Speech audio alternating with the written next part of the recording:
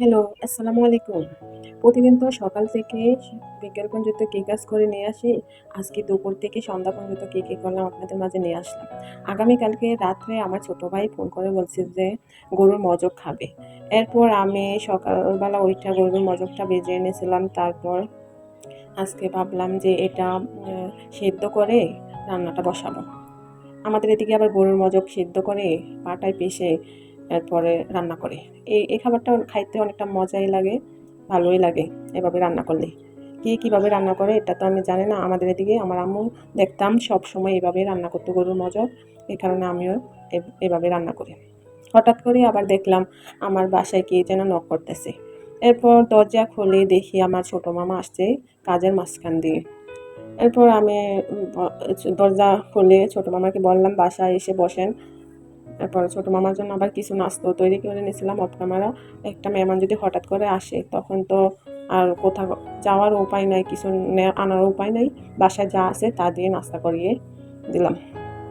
মামা এসে আধা ঘন্টার মতন ছিল, তারপর বসে নাস্তা খাওয়ার পরে আবার চলে গেল। কিসের জন্য আসলো এটাও কিছু বললো না, হঠাৎ করে আসলো আবার হঠাৎ করে চলে গেল। হয়তো বা আমার মেয়েদেরকে দেখতে আসছে। ওরা আবার আমার মেয়েদেরকে খুব আদর যত্ন করে, তো মানে মাঝে মধ্যে আসে বাসায় দেখে এরকম। এরপর মামা চলে যাওয়ার পর আমি আবার রান্নার কাজে লেগে পড়লাম। এই যে কিছু পেঁয়াজ, আদা, রসুন, তারপর মরিচ গুঁড়ো, হলুদ গুঁড়ো সব পরিমাণ মতন দিয়ে রান্নাটা আবার বসিয়ে দিলাম। কীভাবে রান্না করে এটা জানি না। আমাদের এদিকে আবার সবসময় এইভাবে রান্না করে। এমনিতে আবার মজক রান্না করলে ভাজি করলে অনেকটাই মজা লাগে। এরপর চলে আসলাম একটু গোসল করে নেব।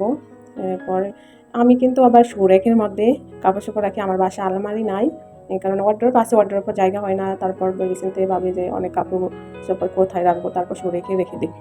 এই থ্রি পিসটা আজকে অনেকদিন ধরে আনছি, অনেকদিন আগে এনে দেখি অনেকটাই ডোলা লুজ, আমি পরলে অনেকটাই মানে কীরকম দেখা যায়। তারপর জামাটা কমানোর জন্য বসে পড়লাম মেশিনের মধ্যে এসে দেখি সুতো নাই, তারপর সুতোটাও লাগিয়ে জামাটা কমিয়ে নিলাম। এরপরও দেখতেছি যে অনেকটাই লুজ হবে। এরপর যাক এতটা কমাইলেও আবার এই থ্রি পিস পরলে ভালোই লাগে না। আবার গোসলটা সেরে বারান্দা আসলাম, কাপড়টি ছড়িয়ে দেবো। এটা হচ্ছে সন্ধ্যাবেলা। দুপুরবেলা খাওয়া দাওয়ার পর রেস্ট করার মাঝে আবার আমার মনে হয়েছিল যে আরে ওই তো আমার মেয়ে যে ক্লাসে পড়ে ওই ক্লাসের একটা ছেলের জন্মতের খাতনা। তো ওইখানে আবার আমাদের মতন গার্ডিয়ানরা আবার বন্ধুত্বটা খুব গভীরতা হয়ে গেছে। বাচ্চারা স্কুলে পড়লে কী হয়েছে, আমাদের গার্ডিয়ানদের বন্ধুত্বটা অনেক গভীর হয়ে গেছে। তারপর এখানে আবার আমাদেরকে সবাইকে দাওয়াত করছে, যতজন গার্ডিয়ান ছিল অতজনকে দাওয়াত করছিল ওই ছেলেটার আম্মুই। তারপর ভেবেচিন্তে চলে গেলাম মার্কেটে, কিছু কেনাকাটা করব। শুক্রবারে দাওয়াতরা ছিল। তারপর যে একটা স্কার্ট নিয়ে আসলাম, একটা থ্রি পিসের সাথে স্কার্টটা ছিল না, তো এই কারণে এই স্কার্টটা নিয়ে আসলাম, হিজাবটা।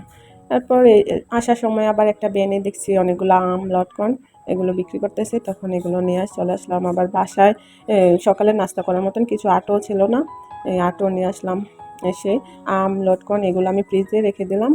আবার বিকেলবেলা আবার আমার ভাই ছোটো ভাইটা আসবে আমার বাসায়, তার জন্য আবার ফ্রিজ থেকে 4টা ডিম নিয়ে সিদ্ধ বসিয়ে এদিক দিয়ে আবার চলে আসলাম। একটু ড্রয়িং রুমের কাজ রয়েছে, ওই যে দুপুরবেলা আমার মামা আসছিল তখন ওইগুলো একটু নামিয়ে একটু নাস্তা দিয়েছিলাম। তারপরে এগুলো এখন বিকেলবেলা চলে আসলাম, এটা ক্যাবিনেটে তুলে রেখে দিই।